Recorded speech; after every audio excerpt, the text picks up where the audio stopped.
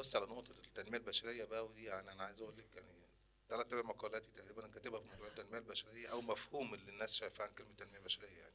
ف يعني أنا فاكر موقف أنا في مرة كنت لا بدي. انا هقاطع حضرتك، هنعمل بارت 2 للحلقه دي وهنتكلم في موضوع التنميه البشريه. يلا باي.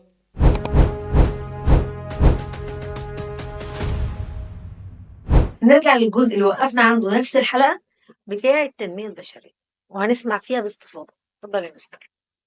التنمية البشرية من ايه الفرق بقى بين اللي حضرتك بتعمله كبروفيشنال وسيستم وشركات وبين اللي بيحصل اليومين دولت في كلمه التنميه البشريه؟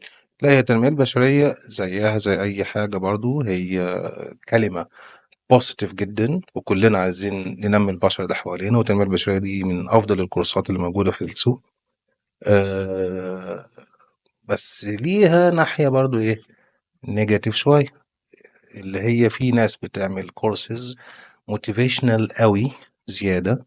عارفة اللي هو إيه، موظف أو ولد يكون فريش جراد، وكل الموضوع اللي هو انت تقدر، انت فظيع، انت بصمة في الحياة، خد نفس عميق وانت تكسر الدنيا والكلام ده. الكلام دوت بينتج لنا ايه؟ بينتج لنا شوية شباب ما عندهمش تولز شغل خالص، اوكي، بس موتيفيتد، ويعني بالبلدي كده واخد قلم في نفسه، اوكي، فبينزل الشغل يجي ننصحه نصيحة مش ايجو، قادر. ايجو غير ايجو طبيعي. ايجو عالي جدا. تيجي تحاول تعلميه فالايجو فظيع. طيب ده سببه ايه؟ ان في حد قاعد يشجعه يشجعه يشجعه يشجعه، بس ما ادهوش تولز، مش متعلم حاجة. يعني يخرج من الكورس ده يحس ان هو هيكسر الدنيا. طب كسر يا عم، ما بيكسرش حاجة، ما فيش اي حاجة بتحصل، اوكي، هو بس الايجو طالع رهيب. فده مش تنمية بشرية، دي كورسات كذب بيكذبوا على الشباب. احنا عايزين لما يعني نكون مع الشباب اوثنتيك، نكون معاهم واقعيين. اوكي، ايه الواقع اللي احنا محتاجين نشغل فيه الناس؟ لكن انا يا فرحتي اقعد اشجع الناس، اشجع الناس وبعدين احطه. يعني أنا دلوقتي لو معايا موظف من الموظفين، معانا سلمى، لو قلت لسلمى انت تقدري تشيلي دي، تقدري تشيلي دي، تقدري تشيلي دي، وحمستها قوي، بس ما لعبتش مثلا رياضه انها تقدر تشيلها وما عندهاش القوه ما الكافيه عملتش انها تشيلها، التريننج الكافي هل لنفسها هتشيلها؟ والتعليم. اه لا. لا. طيب الكورسات عملت ايه بقى؟ لو فكرنا مع بعض، احبطتها، رفعت مدى اه، توقعاتها بشكل رهيب، اوكي، والتوقعات الزياده دي بتعمل ايه لما مش بنلاقيها؟ بتنزلنا. بتنهار. اه. فانا ما ينفعش ارفع مستوى توقعات الشباب في نفسه، واجي بعد كده ينزل سوق العمل يلاقي محتاج حاجات مختلفة، وما يلاقي ما يعرفش يعملها فبيحبط، فيبدأ يحس ان هو مظلوم ومحطوط عليه والشركة ظلماني ومحدش فاهمني ومحدش مش عارف ايه، ده انا دماغي توزن دهب بس انا مديري هو اللي مش فاهمني، مديري اللي نسمع بقى الكلام ده. ويحط الشماعة على غيره، ده لاحظته في اعذار، فئة الميديا بايرز. اعذار يعني. يعني انا بعض الموظفين مثلا يقول لي ايه، يقول لي انا مظلوم، انا المدير مش فاهمني، اقول له طيب اوكي كويس، هذا اسال شويه اسئله. هل انت الانجليش اخبار ايه معاك؟ لا والله لسه بحاول. طب الكمبيوتر سكيلز؟ لا لا لسه بحاول. طب الاتيتيود؟ اه لا بشوف. طب عندك حاجه بتعرف تعملها كويسه يعني؟ ما تلاقيش. طيب اتعلم، اوكي. هل هو حاطط بقى اوبجكتيفز وجاهز يعمل ده؟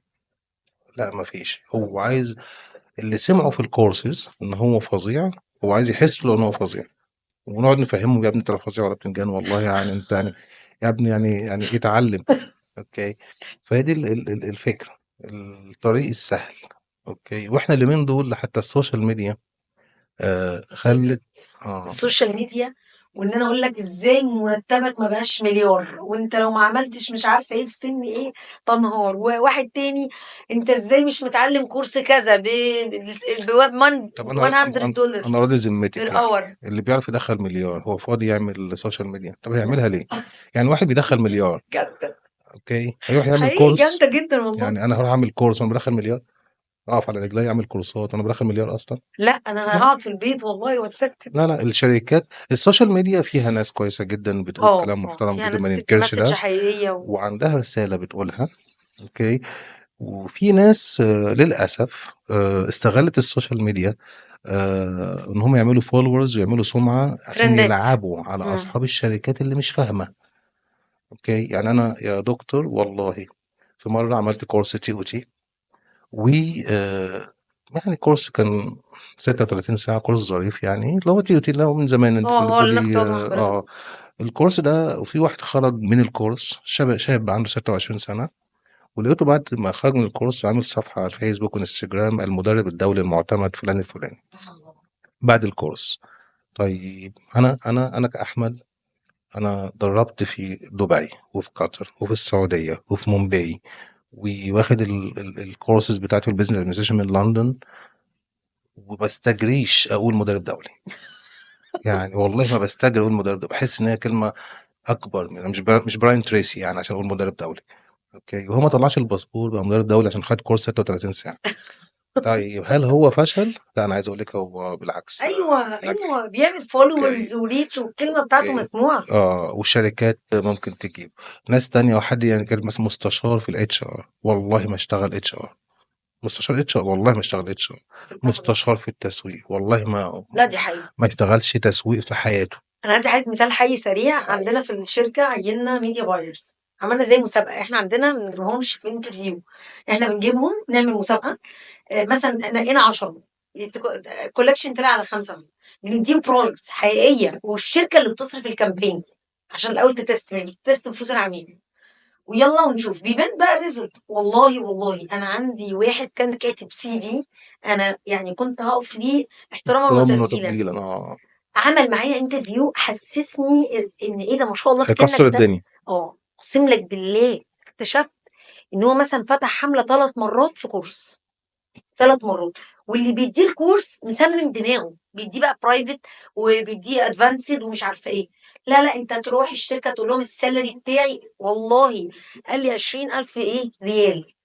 انا قعدت شويه 20,000 ريال انت ايه عملت إيه؟ قلت له هو احنا مش جايبينك لشركه جوين دلوقتي، يعني احنا جايبينك براند كوزماتكس وستارت اب والدنيا عندك لسه. بعدين بقى استغربت لما قعد واشتغلنا. اقسم لك الولد من الايجو بتاعه مش بيسمع ان هو غلط، يعني عامل كوارث. وبعد ما بدأوا كده قال لها الكلام، انا شايف ان انتوا مش متقبلين ان انا حتى تيست وده تيست. عارفه الاشكاليه بقى اللي موجوده يا دكتور في السوق، ان اصحاب الشركات بيتخدعوا بالكلام ده، بيقعدوا يجربوا مره واثنين وثلاثه بعدين يرجعوا تاني يشتغلوا مع الناس اللي اشتغلت بايديها فعلا ده وفاهمه. شيء حقيقي. ولكن يعني انا دايما نصيحتي لاصحاب الشركات لما يجي حد يقول لي انت ما شفتش الفولورز يا ابني، ما انا مش بالفولورز، ما اجيب في ناس عندها 10 مليون فولور يعني. جامدة رسالتك ايه. يعني هي اه لو اه مش بالفولورز. مش بالفولورز ده اوكي، ما حقيقي. تشوف هو اشتغل فين، ايه النتائج اللي حققها. المشكله اوكي بيحط لوجوز وراهم. انا اتخانقت مع اوكي حضرتك قبل البودكاست ليه. انا بقول لحضرتك حط الهيستوري بتاعك، انت قلت لي لا مش هحط القديم، مش فارق ما هو اتعمل خلاص. اتخانقت معاك. انا ضد ان انا اقعد احط يعني، عارفه اللي هو ان انا كل الموضوع الهيستوري يعني اللي حضاره 7000 سنه دي انا ضدها انا الصراحه اتضايقت يعني. وانا كان ده انت حضرتك اشتغلت. انا افتكر لك ما فيش منظومه ما نزلناهاش، نزلنا بس براندات بس تقيله. يعني انا كون ان انا يعني احط لوجوز، انا مش بفضل ده. انا بفضل دايما يعني اوكي ابلان فور ذا فيوتشر. اوكي، افتخر باللوجوز دي في السي في بتاعتي، ممكن في البروفايل لو انا عامل بايو لنفسي ممكن.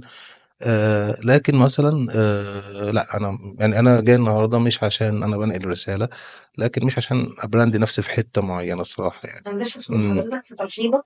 انا توقعت ان انا ادخل لحضرتك بالاكسبيرينس اللي حاصله. انا توقعت الصراحه من السيد يقول لي ايه، طب يا رب بلاش في مواعيدي. تمام ماشي الله المستعان، بصي هبقى اشوف. عشان حضرتك عارفه مش فاضي وبتسافر وكده. فبعدين قال لي حضرتك مرحب جدا وهنتكلم في حاجه تفيد الناس وبنحط مع بعض المواضيع. والله انا قعدت معاهم وقلت لهم الاحترام بيبان، يعني الناس البروفيشنال بتبان ان هي بروفيشنال من غير ما تتكلم. اني شفته هو فكر هيفيد الناس بايه. عمل مبادره محترمه جدا. تمام مفيش ادنى مشكله لو ده هيساعد. حسيت له ولا في ناس تانية اقسم لحضرتك بالله. انا ما بعرفش غير ان هو عباره عن ورقه، عباره عن فولورز. حضرتك لو قعدت قدامك وفتحت له بروجكت هيعيط. بشوفهم كل يوم انا عارف حضرتك قال والله. ايه؟ قال لا ما جيش.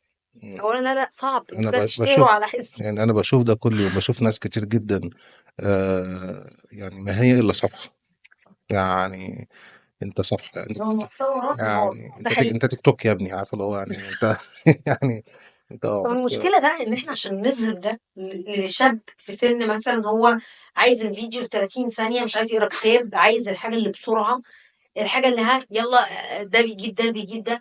فباحس إن هو مش عايز يسمع معلومة طويلة، مش عايز يقرا بُص، هو كتاب. الشاب نفسه اللي هو عمل ده أوكي، أنا مش هانصحه بحاجة، لإن هو في الآخر هو بالنسبة لنفسه هو ذكي، هو عارف يجيب القرش منين.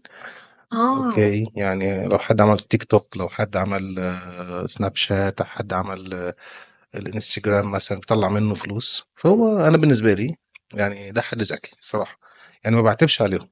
هو شاف طريق معين يعمل بيه شوية دولارات حلوة أوكي، والأودينس ما شاء الله يعني عليه في الظريف يعني منه، فأوكي، فأنا مش هنصحه هو بحاجة.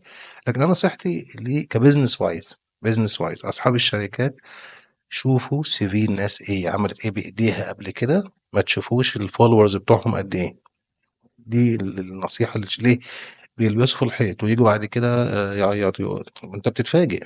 يدفعوا أوكي، أرقام مهولة، أرقام وبعدين مهولة. بتتفاجئ إن هو الموضوع مش بالfollowers. أوكي، طب أنت ما تتنصح، ما تبقى عارف. أوكي، يعني ما تسأل، أنت بتبراند شركتك إن أنت تجيب مثلا حد followers عنده كتيرة، مش إزاي يعني؟ أنا ما أعرفش الشركات بتفكر إزاي في الموضوع ده. فلأ، أنا لمّا حد يجيب consultant في حتّة معيّنة يتأكد إيه الproject اللي اشتغل بيها يعني بإيده، ما يبقاش الموضوع per followers يعني.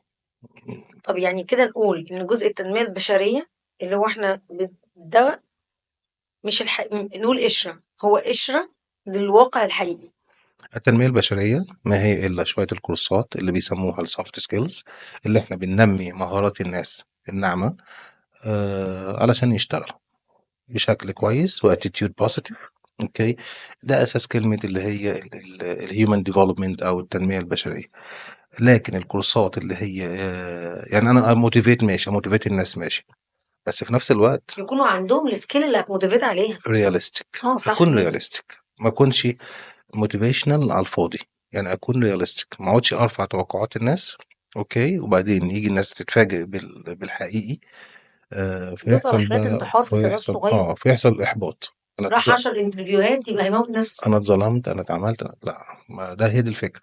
فالتنمية البشرية هي حاجة حلوة، يعني عارفة يا دكتور في حاجة اسمها المعنى، معنى الكلمة ودلالة الكلمة.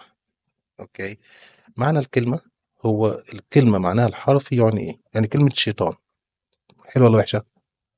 وحشة. طب الشياطين الحمر، كل الأهلاوية شايفينها حاجة حلوة. أوكي، فهمت حضرتك، د على حسب هي موجودة يعني فين. يعني دلالة الكلمة. مم. أوكي، فالمعنى شيء والدلالة شيء، فالتنمية البشرية هي كلمة معناها كويس جدًا ودلالتها هي دي اللي ممكن نقول إيه، في بعض الناس اللي هي صنّفتها كحاجة motivational على الفاضي ورفع توقعات على الفاضي، التصنيفة دي هي اللي وحشة. لكن الكلمة نفسها ما نظلمهاش، التنمية البشرية من أنظف الكورسات اللي موجودة ومفيدة للشباب. ايه اكتر جملة حضرتك سمعتها عن الإدارة وعلقت معاك، وليه يمكن تكون سبب، يعني ايه هي الجملة وليه يمكن تكون سبب ان الشباب الجديد يسمعها وتفرق معاه؟ يعني جملة حضرتك عارف ان هي يعني بتغير مسار. المديرين الجداد يعني سواء مدير، موظف، شاب، الشباب اليومين دول مطحون، حضرتك عارف عدد ساعات العمل والرواتب بالمستوى المعيشي الحالي، فهم برضو. أوكي، بُص هي يعني لو هنتكلم عن كلمة عن الإدارة للmanagement، فدي كلمة للمديرين يعني، في كلمة دايمًا أنا مؤمن بيها حتى باخلّيها في courses leadership، هي آخر slide دايمًا باقول إن the leader is known from the leaders around him. القائد يُعرف من القادة من حوله. لو أنا مدير وتحتيّا ناس شاطرة أوكي، فأنا هنا مدير شاطر، لكن لو أنا بادير شوية ناس تعبانة فده لا يعني غير إن أنا اخترت شوية ناس هانفع أكون عليهم مدير. الله. the leader is known from the leaders around him. طول الوقت بننصح المديرين اخلقوا قادة من حولكم بدل ما تخلقوا طول الوقت أتباع. دي نصيحتي حلوة للمديرين. جدا، قادة مش أتباع. Yes. حلقة شيقة، ولسه الحلقة اللي جاية بقى يعني مش شيقة، شيقة جدا. ونستناكم في حلقة جديدة مع مستر أحمد السيد. شكرًا.